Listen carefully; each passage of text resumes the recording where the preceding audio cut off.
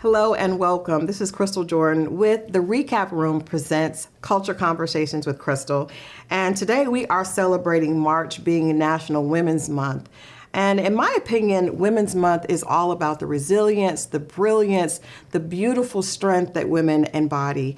And our guest today and our cover model for March is a woman that embodies all of that.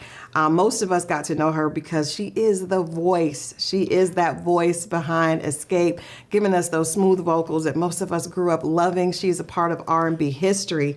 Please help me welcome today's guest, the LaTocha Scott. Oh, thank you. That was beautiful. It was true. Oh. Every single piece of that was true. Wow. Thank you so much for being here, and thank you for agreeing to help us celebrate National Women's Month with all of the things that make up womanhood. Yes. Right? From love to motherhood to being a sister to being someone that has represented that for millions of fans. What does womanhood mean to LaTocha today? Oh, womanhood means to me today self-love, Yeah. power, confidence, vulnerability, Yeah. love. Love. Yeah. Yeah. I like that. That's the best way to end that, right? For Because sure. I think it is just the essence of who we are It as is. women. It lies in love.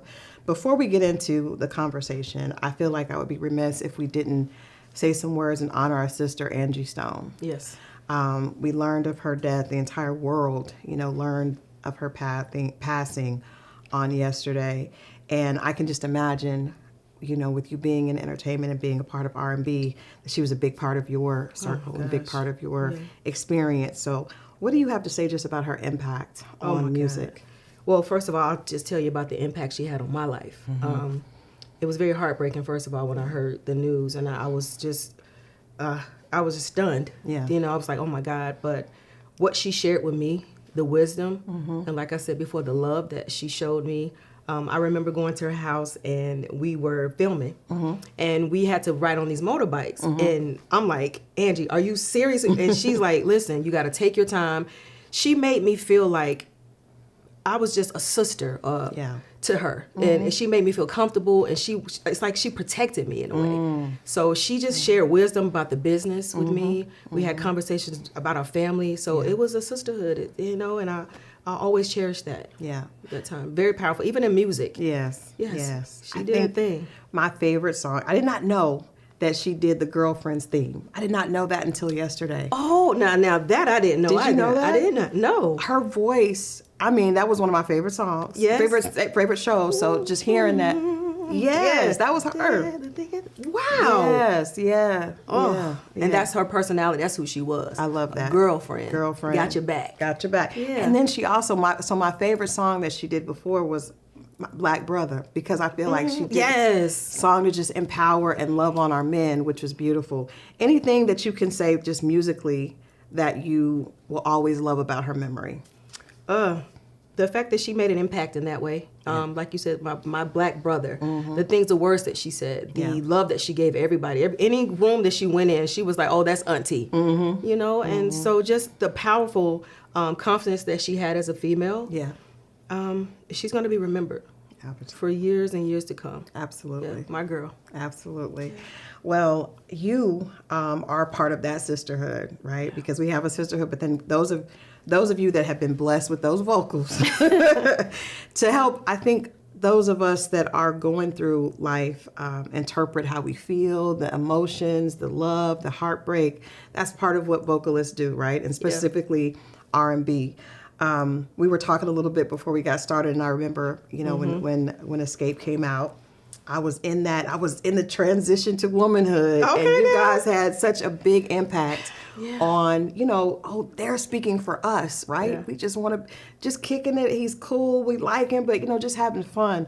Talk about just joining that group so young, and what are some of those amazing memories that you have as you all first started back in the 90s? I remember, there's so many memories. Like it's so many. Yeah. Starting back in the 90s, we always had the baggy clothes on, and we really didn't have a style, so to say, but we really depended on Jermaine to kind of tell us and kind of shape us into the women that, we were back then. I remember us going out of town, and everybody's like, who is this group? You know, it's like, we are Xscape, and gracing the stage and owning it. Yeah. You know, and they were like, when we got off the stage, it was like, they didn't care what we had on. It was about the vocals. I remember being on Arsenio Hall for the first time. That was a big deal for us. And then he called us back twice. And I felt like, oh, yeah, we made it. Like, we on Arsenio, and he just showed us so much love. I remember when we met Bill Cosby and we met Will Smith, and just the music was able to allow us to have those moments with those people. So there's so many memories. So many. I don't even know where to start. Like, your life has been, I mean, you guys are legendary, you know, and so that's in a short period of time. But I wonder, like, if you can think of the little girl LaTocha, because I know when I heard Just Kicking It, I was in high school, you know, getting ready to go to college, and I know that can often be a difficult time just for anybody, right? What was that like, being at that young age and sharing that transition with the world? What did that feel like as an artist that has to, you know, you're performing, and so we're worried about people in high school, you know, judging us, but you all are young, you're becoming women, you're talented, but you're doing that in front of a national, you know, worldwide audience. What was that like? Well, first off, we started, my sister and I started singing in church.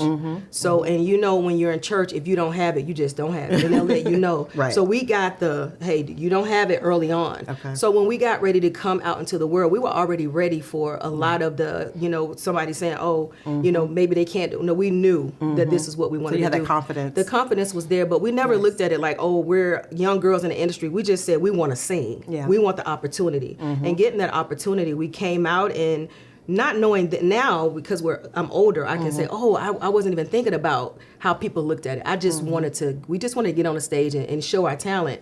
But coming through the industry, I'm not going to say it was the easiest thing, especially for me. And, you know, I'm the older one of the group, and then I was the heavy set girl. So those things were kind of against me in a way, because people are like, oh, the big girl. And I was like, oh, wait. Hold on, my mama name is LaTocha, and that felt away. I did feel away with that, and so with that, it was always okay. But let me show them who I am through my music. Let me show them who I am as an artist.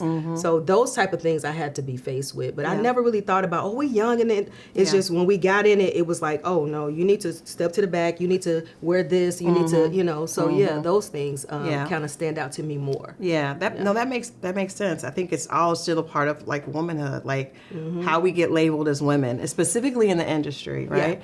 Because I know for myself, as later I came in as a publicist, the rules for women and the rules for men were totally different. And I don't think we can gloss over what that does to a young girl to have to constantly defend and redefine herself under a public eye. So can you talk a little bit about just how did that feel? Because we know that voice, like, you can call her whatever you want, but her voice gonna blow you under the table. But still, even with that talent, how did that feel to have other people define you based on things that were not, you know, necessarily who you are, but yet still who you were?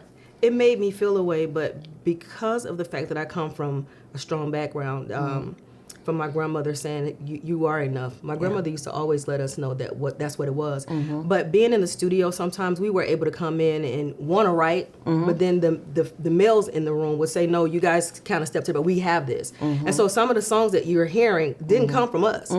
You know, and a lot of them did, and we never got the credit for it. But being in those rooms, it did make you feel away, like, okay, so I'm not good enough to write because I'm a female.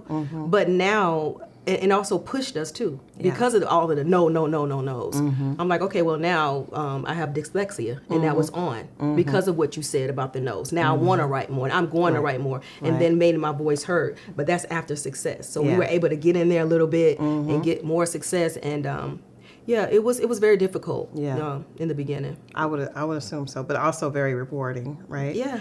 So I had the opportunity to interview. I've interviewed Candy several times, but I interviewed her a few years ago, and I asked her what was more difficult for her, because she was on Real Housewives of Atlanta, which was a lot of drama, right? It was a lot of drama, and I asked her, the reality shows period. I asked her, how did she handle that? And then we know you've been a part of Xscape since you were a teenager, and there's drama there as well, right? And so I wonder, what is the difference between how you navigate the sisterhood on Real Housewives of Atlanta and the sisterhood with Xscape? It's harder for me to do the Xscape show than it is for me to do the Housewives. The reason why I say that is because with Housewives, you know, you expect new women to want to read you and come with the catty drama, and then it's like, you know, it's just like, whatever, bitch. You know, like, you know what I mean? Yeah.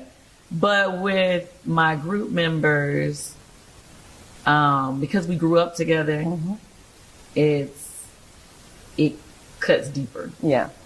You know what I Yeah, mean? that makes It's sense. like, it's more our arguments and our, they mean something.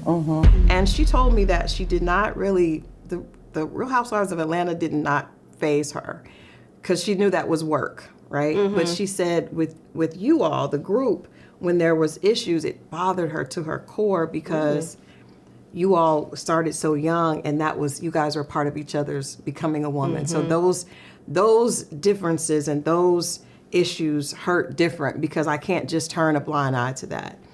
So that was, you know, her perspective watching that. So I'm wondering for you all, because you had your sister, your blood sister, but then you also had two other sisters, right, that you were in this business with. Yeah. What is that? And I know sisterhood can be difficult even if it's blood related, right? Yes. So talk a little bit just about those early experiences, you all going through that and figuring the good and the bad and the ugly of being a girl group and learning how to relate through those relationships, but still stay together, performing and wow those audiences. I mean, we definitely had moments where we had to fight it out, argue it out, and that's just a part of becoming a woman and having a sisterhood. There were times when my sister and I would have, you know, and then I would have, hey, Tiny, me and you together. We, you know, you got my back, I got your back. Yeah. So it was always somebody there to make you feel like I got you, no matter what they say. Look, you know, you're good. And that's how we kind of weathered the storms. And we really never had a person that would come in and kind of keep us together. So we literally had to figure it out. Every day was us figuring it out.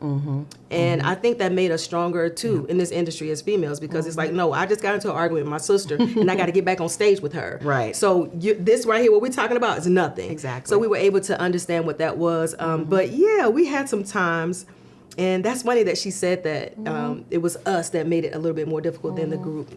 I mean, than the housewives or whatever. But you have those moments where you have the arguments, but then you learn. It's still about love. Yeah. Coming back together at the end of the day. But yeah, we had some riffs. I can't even lie. We had a lot of riffs. But me being the oldest, I always try to make them feel comfortable, but also let them speak their words. Like, what is it that you're trying to say? What is it? And then they get it off their chest, and although we're mad, we get through it. Yeah.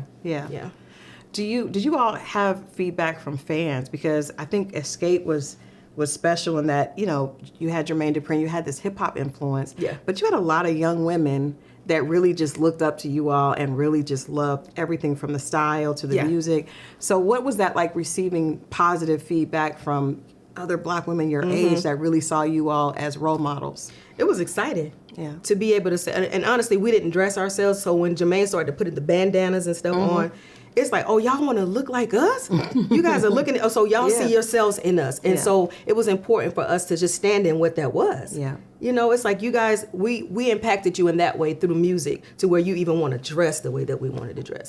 So that was big for us. And when we saw that, it made us want to go even further. It's like, now we got more work that we got to keep going. And so, yeah, that's exciting. It was very exciting. Yeah, it has to be, I think, like, heavy is the head that wears the crown. Did you ever feel like overwhelmed with that responsibility, or was it something that just kind of came natural and you stepped into it? I think it came natural for me, you know, being the older sister, even with my sister, you know, to Tamika. So it came natural. You know, it was some things that I had to try to maneuver because everybody would say, you should know better. You know, if you're doing an interview and everybody's talking and it's like, you should know to tell the girls. It was a responsibility, heavy as the head. Yeah. Absolutely. Yeah. Yeah, but I took that with stride because it's like, this is the role. This is the seat that I'm sitting in. I can't turn my back and say, "Oh, I don't want to sit here anymore." This is what it is. That's where God put me. Yes, and definitely a lot of prayer. Yeah. Yeah. All right, so we are going to come right back with more with LaTocha. She released a remix to Chris Brown's hit song Residuals titled I'm Only Human. the song immediately went viral and got people talking, and it had some amazing effects on her personal life. We're going to get into that a little bit and learn more about what LaTocha has coming up. She has a new single. She has a cookbook. There's a lot happening, so stay tuned. This has been Crystal Jordan with Lennox and Parker, the Recap Room's version of Culture Conversations. We'll be right back. Took some time away, I had to sit and face it. Who can I run to? Feels like nobody lately. Reading through them comments, they say you having a baby. I don't know who's lying. Maybe I was blind. And of course All right, we are back with the beautiful, the talented LaTocha Scott. And we got to get into I'm Only Human. First of all, when I heard it, I was, flipping through Instagram and heard it, and I thought, oh my God, I have got to talk to her. This is, first of all, your vocals, you already know, amazing. But even more so, I feel like as a fan, I got a chance to really see your heart. And that's what really stood out to me. And I was reading the comments, and I think a lot of people felt like that. Yeah. What motivated you? What happened for you to go into the studio and write that and sing that? Yeah, well, a lot of things motivated me to do that. I actually had someone to say, you need to do the residual challenge. Okay. And they were like showing me stuff online, and I'm like, wait. And the fact that it's Chris Brown and he sang with so much emotion, it just, it resonated with that song. I was like, I have to do something with this now. Yeah. And I was like, the best thing for me to do is speak from my heart. I haven't been able to be vocal in 2 years. So I had a lot to say. And I was also using that time to reach out to my sister. Yeah. And I was like, I got to do it through song. If I can't do anything else, I can do it through song. So I did. I sat down with one of my friends, Chef Tone. He and I wrote it together. And I just poured my heart out. Yeah.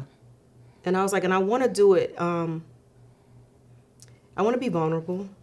I want to be transparent. And I just want to sing from my heart. And that's what I did. And for some reason, it all came together so very fast. Like I went in, I was like, okay, I'm gonna do a video. I'm gonna. Yeah. Then I don't even think it was 30 minutes, and it was flooding the timeline. Everybody was calling me like, "Are you okay?" People were texting me like, "Are you okay?" And that's what music does. It touches people's hearts. It jerks at the soul, you know. So and that's, that's what I feel like I do with the music. Yeah. I'm gonna be honest with you. I watched the show, right? Yeah. So I saw the drama that happened before. Yeah. And I've been a fan, so I've interviewed your sister, I've interviewed your group mates, but I don't feel like I've seen the vulnerable side of you until that song. Really? Yeah. I feel like when we've seen you before, I've seen a woman that is just fighting to hold on to what she has, be it her marriage, be it her place in this legendary group, be it her family. But in this video and song, because I watched it a few times before your publicist and I connected, I saw a woman that had just surrendered and said, I'm going to give this to God. Definitely. I am heartbroken. I have been beat down by everybody, And I think a lot of times, when you see someone who's successful, who's had the level of success that you had, it's difficult for viewers to really see that person could be in pain. I felt like we felt all of that. And you covered all of it in like barely 2 minutes. I tried to put it all in there. Everything that I was, being faced with over these years, I put it in that song. Yeah. And it's always difficult when you're coming from a place, and because I'm I don't want to say guarded, but I'm a very private person, and I feel like if you're my friend, you're my friend. I won't say in your business, and I don't, you know what I mean? Right. That's just what it is. So I've been that person my whole life. Right. And I do wear my feelings on my sleeve.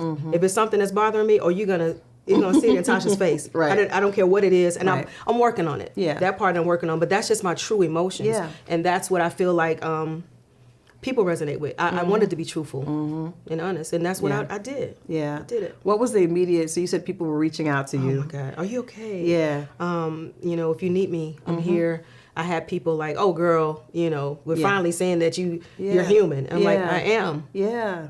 Yeah. I am, regardless of what you guys have seen on television, because you don't know me. Right. all I've given you, maybe facial expressions, but you really don't know the LaTocha that, even sits in front of you today. Right. But that kind of, it helped me to be able to vocalize that. Yeah. And then it also allowed me to reach my sister. I love that.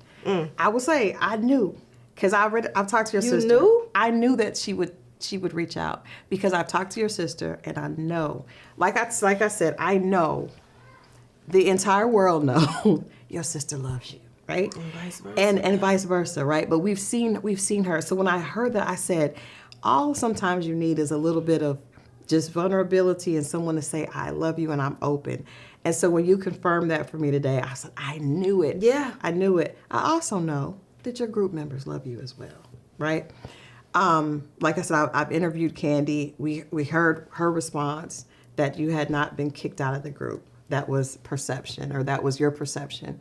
What did you think when you saw, or did you see that clip where she said, that's not how we see it? No, someone told me about it though. So Okay. you saw the clip and she said that.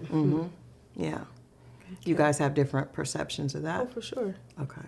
I mean, I've sent letters. I mean, that's public knowledge, you know, to say, hey, I knew nothing of the tour. Yeah. I text my sister. I reached out to her. So, no, that is so much true. And every time they've gone out to do shows, and I did say the one show that a guy threatened, you know, my husband's life. Yeah. And I didn't feel comfortable Right. doing that, because I'm not going to go anywhere where I now have to worry about if somebody's after me. Right. And I made that very clear to the group. But they, since then, didn't work with the guy. They kept working with other promoters, and nobody called me. Yeah. So, yeah, so what do you call that? Yeah. That's definitely a different perception. That's different perception. But Yeah. but So like if I said, you don't call and you don't Yeah. say come go on tour, and nobody Right. tells me anything, and I'm sending letters out. right. Okay, Let I'll me let ask the you- public make that. But and it's not even really the public's place. I mean, it's if that's what eventually they- right. But eventually, hopefully, it'll be with you guys. But let me ask you this: do you think that because your relationship with your husband has been a big point of this conversation, right? His support and defense of you, do you think it's always been in the alignment with your heart? When someone loves you, I don't even think that they're when they love you and they take up for you, that's just what that is. Yeah. There are times when he's done that for everyone. Okay. And when it comes down to me, even when he was not in the picture, it was the same thing for anyone. Whether it was somebody saying, you're going to sing this song and they can't sing it, it was always that. Yeah. So I was used to that type of riff in the group. But I think even when he was managing the group, it became, okay, if somebody calls me to do a song, did Rocky tell them to have Tasha to do the song? Because all of us can sing, and that just wasn't the case. Yeah. And he's gonna always have my back, and i.e., Right. him. Right. So I don't know and when you say it's a line, I think anytime you're in a marriage and relationship or you have a friendship, that person, if you feel like that person, they're gonna stand up for you. They are in any way. and that's a husband's And the job. sister too. Right. My sister and vice versa. When they came after her to say, "Oh, you're gonna get kicked out of the group because you got pregnant," I'm like, Yeah. "Wait, you're gonna kick her out? Then you might as well kick me out too." So that's just the stance. And people may have said back then, "Well, what about the alignment with that?" No, that's my sister, so I got her back. So I don't look at that as a bad thing. I look at that as that's that person. And when you know that's who that person is. You gotta respect it. You have to, because other than that, you're gonna get something different. Yeah. And that's not who he is, nor my sister, nor me. If it's something, like I said, if it's something bothering me, I'm gonna stand up and say no. Yeah. Or my facial expressions will show it, if nothing else. Yeah. So, we're gonna stay right there for a second, because I think the relationship with him has been something that also was in public fodder, right? Yes. And that had to be difficult. That had to be very difficult to hear. Allegations. I know that there was a lady that went on Tasha K and was just basically just a lot of slander that people did not know if that was true or not. I will say, as a wife, your job is to have your husband's back. That's really what a wife and a husband are supposed to do. Yeah. But I also know, as a woman who's been married and who's been through that, but not publicly, it's difficult, right? Yeah. So it's difficult to be dealing with your own pain in something and yet still wanting to not let everybody in your business.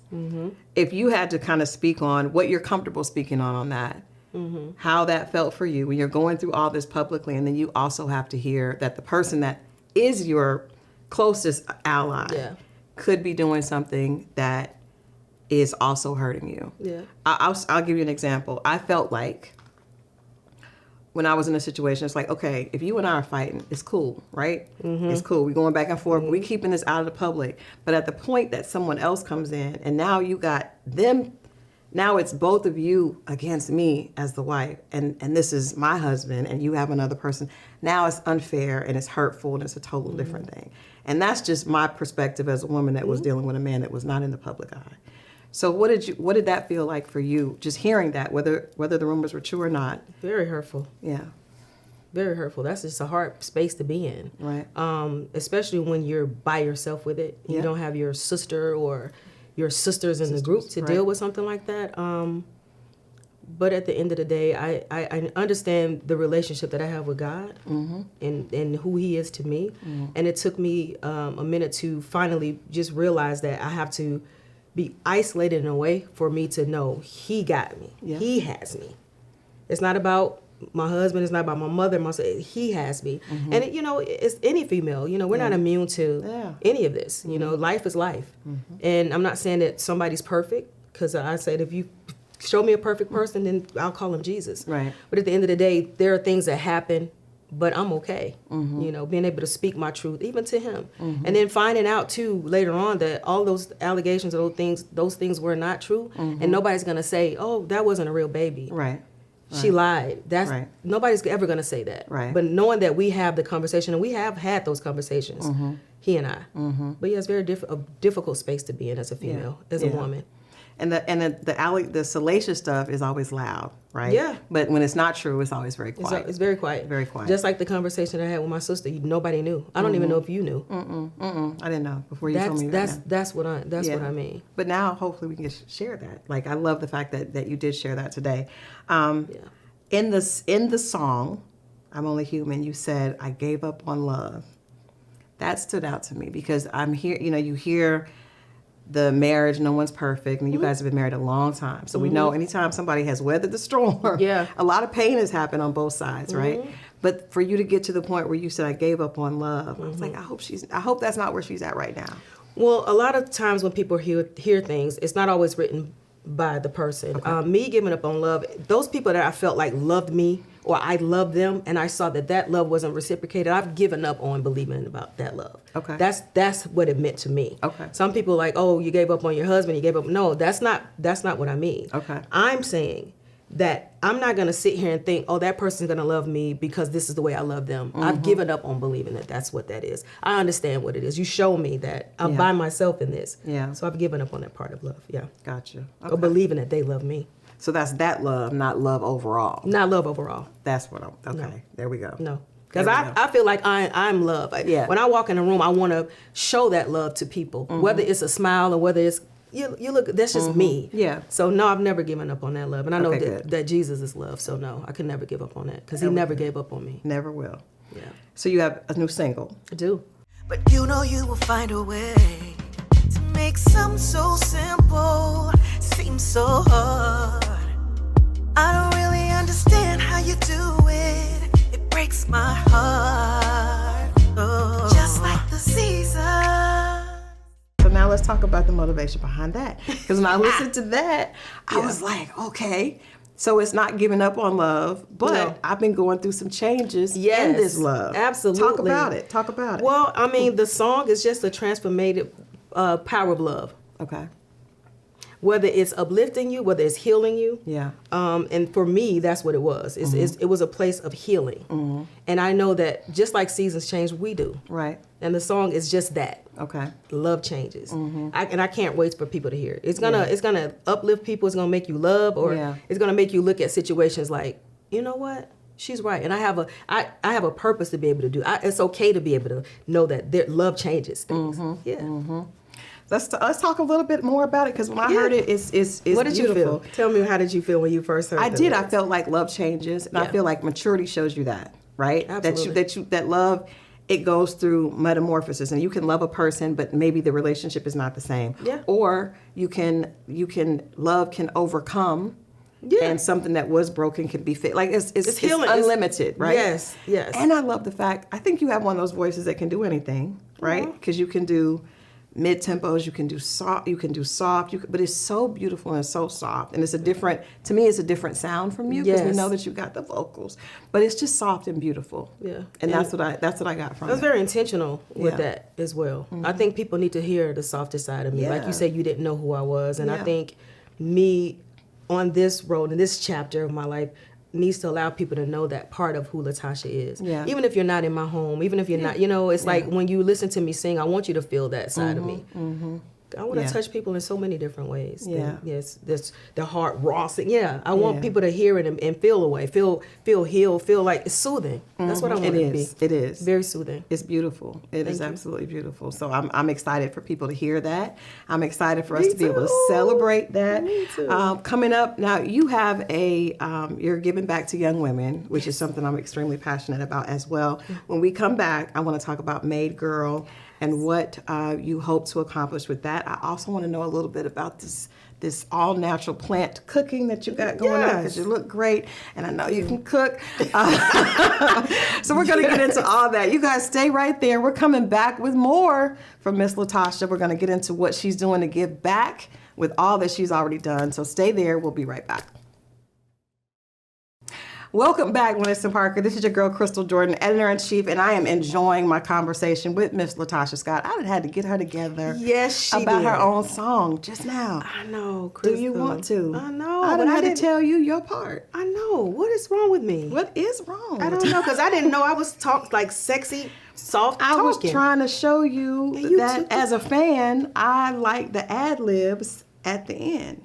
But that's the beautiful part about being a fan of real music, right? Mm-hmm. So there's some things that just are so good to us that you Yeah. all don't even know. I didn't even know. Didn't even I know. wasn't even aware of it, to be honest. Well, now I you are. literally thought it was just singing. No. And you was like, no, you was talking on the end of the song. Today- And I was like, wait, yeah, I was schooled on. She had to me. find out. Yeah. Well, thank you, Crystal, for getting me together. Absolutely. Thank you for continuing to do what you do. Yes. And even outside of music, Yeah. I'm excited to know that you are giving back to young women with Made Girl. Let's talk about what inspired this. Well, Made Girl is dear to my heart. You know, I have that slogan, what are you made of? Yeah. And I know that life has dealt so many different cards for me. Yeah. And in the beginning, I never knew to be comfortable in my skin. Yeah. And I feel like that is something I have to do. That's my duty to be able to do. So I mentor young women. Yeah. I bring them to the house. I cook for them and just find out what they want to do in life. It's Yeah. an empowerment thing. And I think that that's very much so needed in this climate that we're in. Yeah. So I get a joy. Yeah. I don't have any daughters. I have a son, but that for some reason, it's like we just gravitate towards one another. Yeah. And when I'm speaking to them and they're like, oh my gosh, you want to know what we have to say? I'm like, of course. Yeah. So spending that time with them and empowering them and then letting them know that they could be and do whatever they want to do, that there's possibility. And they're always like, you're singing, you're cooking. I'm like, yeah, and you can do the same thing. Yeah. My mission is to open up a school for the arts and to do like a culinary thing and music. And so bringing them a studio, because a lot of people think you're just going to go in the studio and sing. Yeah. But allowing them to know that there's engineers that you have to, we may be bringing up new engineers. You just never know with the music and arts. And so that's Yeah. I love that, Yeah. giving back. Yeah. I love that. I love love that. I definitely want to connect with you with Okay. that later. But because I always think to myself, like, what did Crystal need when she was that age? And Crystal had a hard time feeling comfortable in her skin, Yeah. right? She compared herself with skin color, hair, like everything. And so I think if I had seen someone that looked like me, Yes. come in. I know that's why I think representation is so important. What do you think could have helped LaTocha's journey internally, right? Her self-esteem be even stronger than it was at that vulnerable age, like 10, 11, 12. What did LaTocha need? Having someone to do what we're doing. Yeah. That's it. Yeah. Just standing in the gap, saying that you are enough, you're beautiful. This is what you have to do. Right. And I'm here. I hear you. Right. Because you don't feel like people hear you. You feel like your voice is not being heard. A lot of times you're afraid to say anything, to be Right, honest. right. You internalize a lot of things. And some people are not singers or writers, and they just go through life with all of that. So being able to have someone to kind of share your stories with or just talk to, Yeah. that's what is needed. Yeah. Yeah. So it's a different landscape today, right? Oh, yeah. Because like when we were Internet. growing up, there was not social media, and you didn't Yeah. have to compare yourself to, girls that were all across the world and everyone wasn't trying to be perfect with a filter. What are some of the things that you hear from young women that let you know that you're doing the right thing? That I'm doing the right thing, that they get it. They'll say, at first I said I didn't want to do this, but because you talked me, talk me into, I'm like, I didn't talk you into anything, but because you said I could, I did it. Yeah. Whether it was, fashion. There's a couple of people that like fashion as well, and they're like, and I'm like, give me some of those pieces, let me wear them. It's like, because you believed in me and you said that I could, I did it. So just that. Yeah. In my experience with mentoring girls, a big part of it is career, and then also a big part of it is love. And so I'm always like, okay, you got to love you. You got to know that you're enough. You got to, so that you don't end up in a situation that doesn't serve you, or you don't end up with someone who is treating you like you're treating yourself at this point. What lessons would you give young women on relationships? Because that's probably what girls are most interested in hearing about, is or someone that they're interested in. So what advice would you give yourself? I think it always is great to start from there, from a young perspective of relationships. Well, first of all, the relationship starts with you. Loving you first. And when you say that, a lot of times people are like, oh yeah, but no, it's really deep when you think about it. When you're looking at everything and you're inundated with the phones and the things that people say, you can get so sidetracked to where you look in the mirror and you're like, I don't look like that person, so I'm not beautiful. So you're beautiful. Believe in you. Trust in the wings that you have and not the branch that you sit on. Trust in your wings. Okay, that was deep. Yeah. Okay, hold on. Yeah. Because that especially with, I think that when you get into a relationship, when you're not sure of that, you attract the wrong man. But I never really talk about relationships. We don't really talk about that when I'm talking to young women. It's about them. About them, okay. Yeah. Even if they have a boyfriend or whatever, I'm always, when you pour that into the person, then they can kind of see, okay, well, this person is not for me because now I believe in myself. Now I see that what I have is more valuable. Exactly. And they set that standard. And then we talk about relationships. But for the most part, we don't pour into them. That's it. That's all I'm here to do that. So the decisions that you make, now if you come to me on something personal, but it's always been about music and them. Yeah. It's never been about what guys. they do outside of that. No. Okay. All right, let's talk about cooking, because when did you discover this passion for plant-based cooking, or just cooking period? Let's start there. Start there. Well, I grew up with my grandmother with a garden. Oh, wow. Yeah, Okay. and we would go get the stuff out of the garden, the green beans, and we'd pop the snap peas, and I watched, and everything was family. Yeah. The kitchen brings conversation, it brings families together, and I noticed that very, very early on, and I wanted to make sure that I kept that as a staple in my household, and that's who I am. So when people come to my house, whether it's friends or people if you came over, you would feel so at home, but there would become like what we're doing right now. We'll have conversations, and that to me is everything. Yeah. Because then we talk about the things that we need to talk about. And then we're eating, and also I'm infusing. It's a spiritual thing that goes along with it as well. Yeah. Like, because when you're eating healthier, you'll see it's a total difference, And so I don't want to say I preach that, but that's who, in my house, when you come in, you're going to get some good food and get some good conversation. And that started with Grandma Mildred. Yeah. Yeah, and then my mother, and then watching her, how she brought the church in, and I'm like, okay, so how do I serve? It's still a part of serving. It is. And I didn't learn that part until now. I'm serving. I'm still giving and walking in a purpose of saying, okay, let's be a little bit more conscious of what we're putting in our bodies. And being a big girl of Xscape, that was always that thing for me. I'm like, how can I change? Yeah. But what can I do differently than I... How did you learn to do that the healthy way? Because I'm definitely weight is always a thing for most women. I definitely struggle with that, trying to figure. And so a lot of times you just think, okay, I'll starve myself. I don't want to eat anything. Yeah. But now it's like, I think there's so much more education on, you don't have to starve yourself, and the food can still be good. Yeah. I have a feeling, I haven't tasted your food, LaTocha, but I would like to. And I feel... Baby, look, excuse me, let me get out my... suspicion. Baby, yes. That you, with your Southern roots, have a way of being able to make food that is healthy, but also has some of that Grandma Mildred in it. Yeah. Let's talk about how did you learn how to find a healthy way to regulate your weight and regulate just eating healthy, but still not sacrificing the taste and that love and that family that feels, so good. Research, finding out things that actually aid with the body, not something that hinders it. I remember Rocky came home one day and he had been in LA and he goes, "We're going to eat asparagus. And I'm like, asparagus? I never had asparagus. And when I told Jermaine this, he was like, "Are you kidding? Never had asparagus." So I came and I was like, okay, I'm gonna try to prepare it. And I put it with cabbage and I started to see all the nutrients that came from it. And that was something different for me. And then I started to make a fried rice, so it's like certain things. I was like, okay, I'm gonna try this recipe. So just trying different things, just being, it's like, let me try a little bit of this and that. And I saw the things that were working for me. And I noticed that when I took the meat away, the weight started to fall off. Even and definitely exercise. Don't get it twisted. Everybody thinks it's just about eating healthy, but it's a mindset.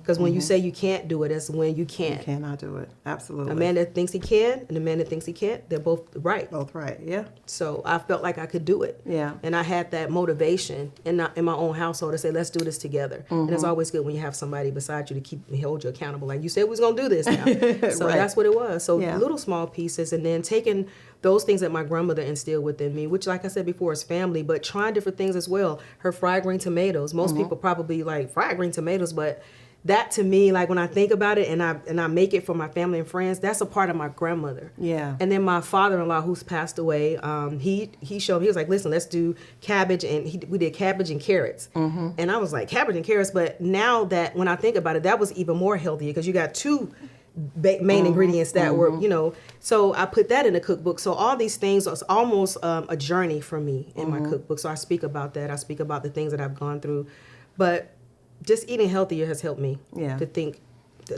better. Yeah. So the mindset came before the physical changes. For sure. Yeah. Because first of all, I knew I had to do something different. Nobody had to say, after they said, "Oh, you're the big girl," I was like, okay, what can I? So I started to do research. What kind of foods can I eat? What can I take away from this? And it's always hurtful too at the same time, because you're like, okay, I'm big. Ugh. Yeah. But I had to face what that was and try to make a change, but it starts in the mind. Yeah. And that was a lifestyle. And now it's a lifestyle. It's a lifestyle. Are you proud of that LaTocha that started out in Xscape years ago? I am. What are you most proud of her for? Weathering the storm and doing it with integrity, and also understanding that I'm not perfect. Yeah.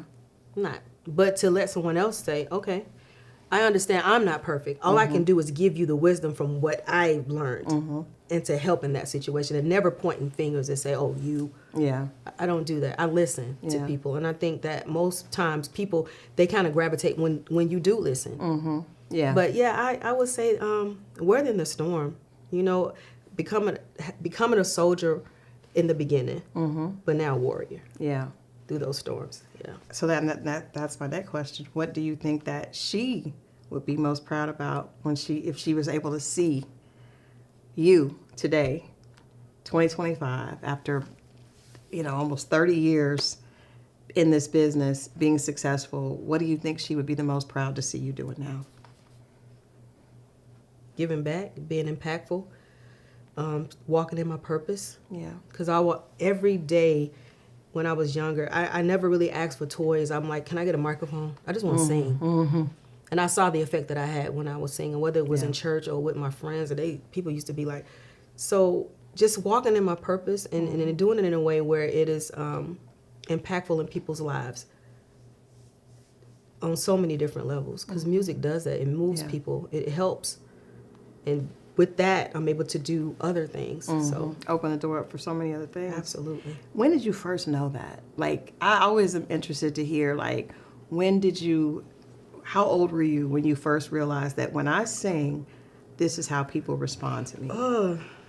I would say when I was 11 years old. 11 was when I made my first record, and my dad was like, you're going to get a deal. And I got a production deal, which went down the drain within a year, but But I it was- still got yeah, the opportunity. yeah. And that feeling, like we're Yeah. standing at that I was feeling. like- How did that feel when you knew, when your dad said, when your dad I said was you're going to excited as a young girl. Yeah. That's all I wanted to do was sing. And I grew up listening to my father and his brothers sing, and I'm like, I want to do that.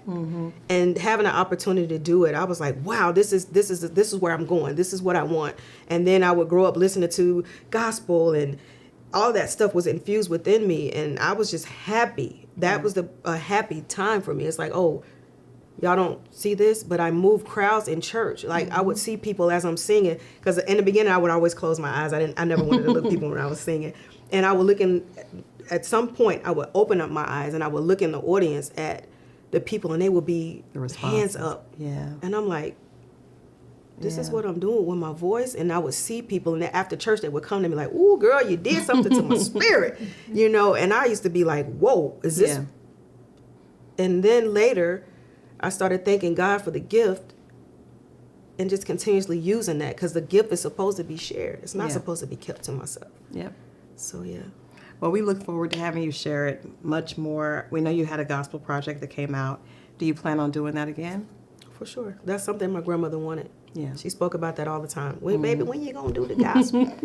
She said, yeah, that R&B is good, but you come on back home. Because she would, every time I would go to her church, she would put me on the program. Yeah. I was 4 or 5 years old. It's Yeah. she gonna sing. I used to be like, Grandma, but you can't say no to Grandma. No, you will But not. yeah, she would put me up on stage, and that's what I would do. Yeah, she Well, saw the sing to gift the in you people. early. Very early. And she pushed me in that way. She never said, don't do it. She was, go for it. My mother, she pushed me. Sacrifices were made for me. And so I have to return the favor, not just to them, but so many other people. I got so much work to do. Yeah. And I'm just really getting started. Well, we are honored to be able to honor you and to be able to celebrate all that you have done and all that you're going to continue to do for March, and this being, like I said, Women's History Month. I was going to ask you about, the future with potentially Xscape, but I feel like all that's going to work out, and I feel like we're going to enjoy seeing this journey. I feel like you have inspired so many. I'm sure you've inspired your sister, because you're the big sister, so big sisters always inspire little sisters, be that blood or otherwise. And so we just want to tell you to keep inspiring. We love Thank you. you. Thank We are proud of you, and we are with you. We got Thank you. your back. I appreciate this time and this moment, this platform. Yeah. Thank you so much, Crystal. It's Absolutely. good being here. Yeah. I feel like I'm at home. You are. And you got to come to my house so I'm we can get coming, some food. and you Okay. all heard her. I'm coming Did. because I know I am not from the South. Yes. But I know that my sisters from the South know how to use them get down. seasonings, and y'all know how to cook, so I'm definitely coming. And we definitely want to be a part of Made Girl. Yes. So thank you so much. For sure. You guys stay tuned. There's so much more coming. We're going to celebrate LaTocha with a beautiful cover, and we're going to actually give her flowers later this month. So stay tuned to Lennox and Parker. There's so much more coming. We love you all for watching, and we'll see you next time here at Cultural and Conversations with the Recap Room.